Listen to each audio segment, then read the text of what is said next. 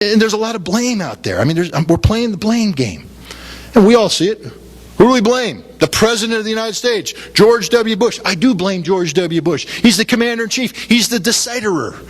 He's the one who sent the troops off. I blame George W. Bush for what's happening in Iraq and Afghanistan, the potential Iraq. I blame the Congress of the United States because this is not a dictatorship. The Congress has a responsibility set forth by the Constitution not only to be involved in declarations of war, but to carry out oversight of the executive. And this is not transpiring today. Congress has rolled over and played dead. So I blame the Congress. And then there's the ultimate boogeyman we all love to blame, the media.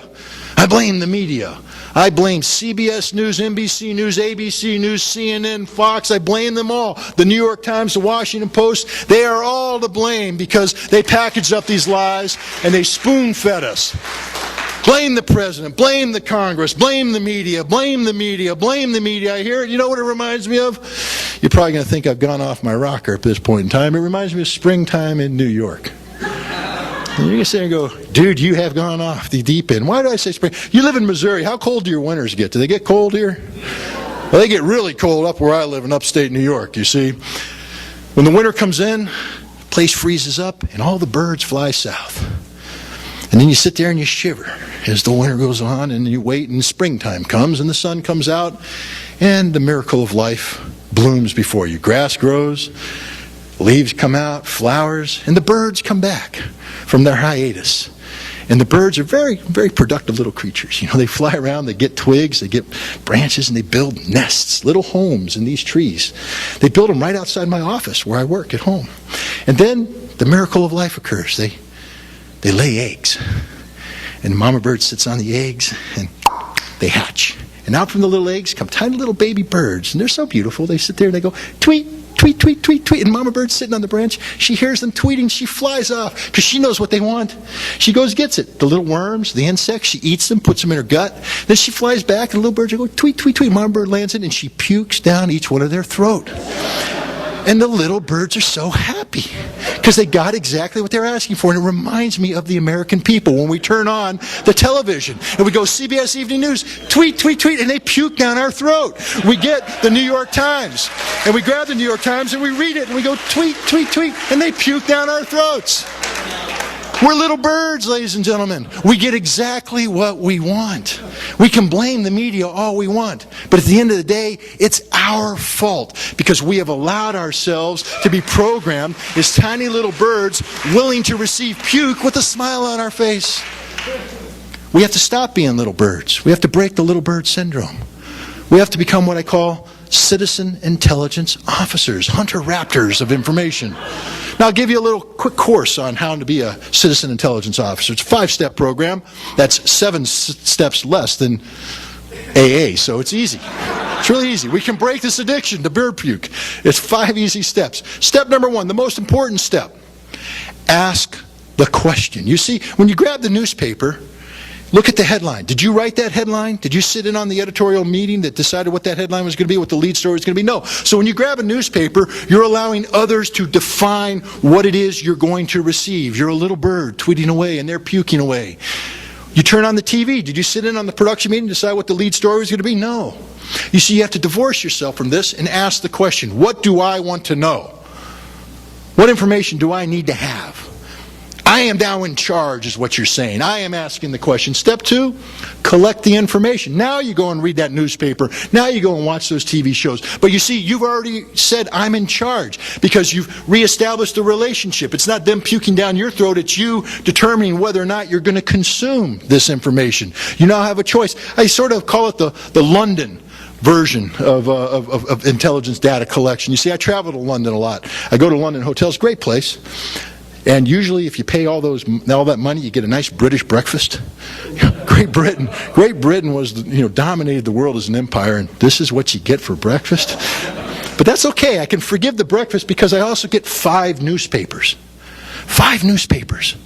And I grab the newspapers. Each one is they're all covering the same news. I get the Telegraph. That's Rupert Murdoch's take on the world. I get the Guardian. That's the Labour Party's take on the world.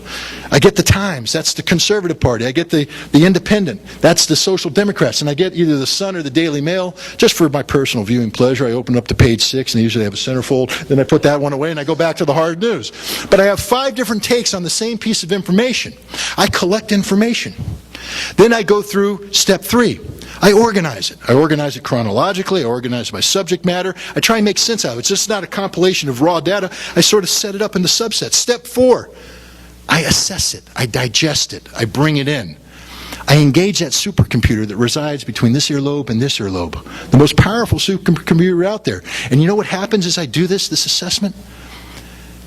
I establish an independently formed point of view. The most powerful thing that we can ask for in a democratic society. A citizen empowered by knowledge and information. Not knowledge and information that was puked down their throat, but knowledge of information which they derived themselves as citizen intelligence officers. Do I have intelligence yet? Nope, there's one last step. Answer the question. Complete the circle. Ask the question, collect the data, assess the data, or collect the data, organize the data, assess the data, then answer the question. And suddenly, you are in charge. You're running the show. And it's an amazing thing, you see, because one of the things that affects us as a society is our ignorance. I hate to use that term. I was told today that's a very powerful term. But if you think about it, 300 million people populate the United States of America. It's the most technologically advanced people on the face of the earth. And yet collectively, we're about the most ignorant people on the earth about the world we live in. We don't understand this.